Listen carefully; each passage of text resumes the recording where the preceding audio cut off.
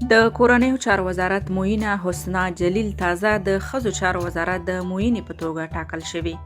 اغلې جلیل لومړنۍ افغانه میرمن وه چې د افغانستان د کورنیو چارو وزارت د معاونیت څوکۍ ته رسېدلې وه او تر دې دمخه د افغانستان د کانونو او پټرولیم وزارت د تحلیل ارزونې او پالیسۍ رئیسه وه. حسنا جلیل په 1992 زیږدیز کال کې په کابل ولایت کې زیږېدلې او په غزني کې لویه شوې. لومړنۍ زده کړې یې هم په غزني ولایت کې بشپړې کړي او لوړې زده کړې یې د سوداګرۍ او مدیریت په برخه کې په امریکایي پوهنتون کې ترسره کړي دي.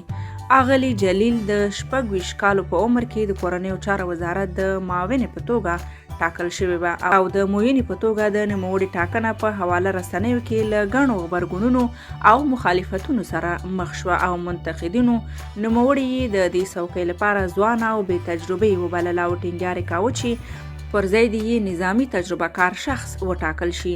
خو اغلې جلیل ټینګار کاوه چې د خلکو مخالفتونه به یې هیڅکله د کار مخه ونه نیسي.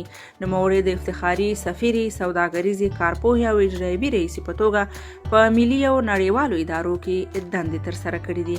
افغانستان کې په لوړو دولتي څوکیو د ښځینه او ګمارنې له سختو ننګونو او مخالفتونو سره مخ دي.